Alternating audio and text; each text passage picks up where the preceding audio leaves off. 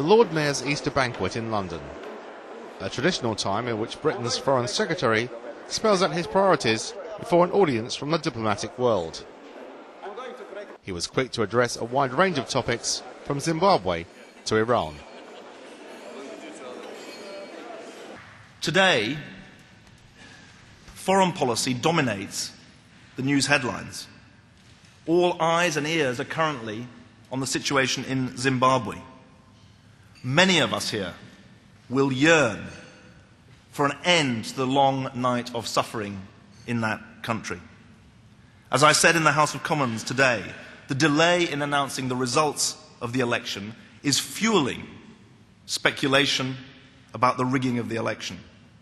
But the people of Zimbabwe have spoken in their election on Saturday.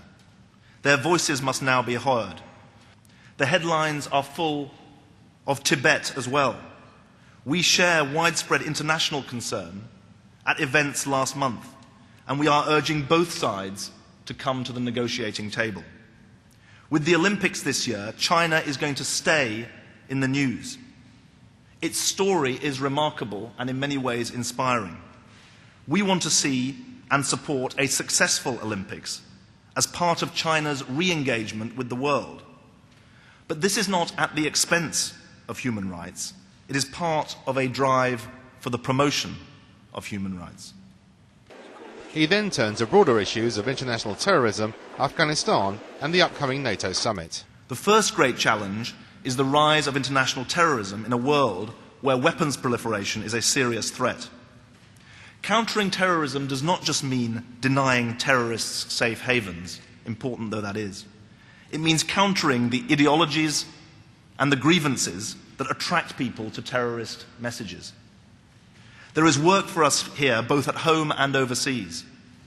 But Afghanistan is going to be a priority in the years ahead, and it will be the focus of the NATO summit in Bucharest this week, and I will be travelling there tomorrow.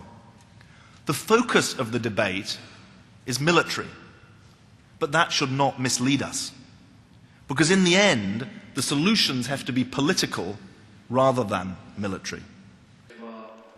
He also spoke about Iran and its nuclear enrichment program. Iran has a great history and culture and civilization, but it has misled the international community with covert programs on uranium enrichment. It has refused to give answers about why it needs this technology, and it has hidden the most sensitive aspects of its program for nearly 2 decades, still refusing access for IAEA inspectors. The international community, including the countries represented here, the 3 European countries, Russia, China, the United States, 14-0 on the UN Security Council, has offered Iran a generous package, including access to the latest civil nuclear technology. If Iran does not take up the incentives on offer, on the basis of the suspension of uranium enrichment, we have to be prepared to use sanctions to ratchet up the pressure. Lord Mayor, the second great challenge comes from the unresolved and latent conflicts around the world. 2008 is the 60th anniversary of the establishment of the State of Israel. This is an opportunity, I believe, for all of us to recognize the achievements in democratic governance, in science, in culture and in business of that small country.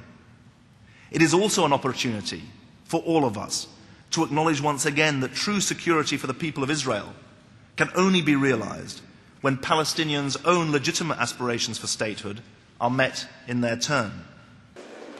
With global concerns on climate change and the environment on economic development, this was a key area he was keen to address. The third great challenge would, I think, never have been discussed in a foreign policy discussion some years ago. It concerns the relationship of climate change to economic growth, especially in the poorest countries battling against inequality.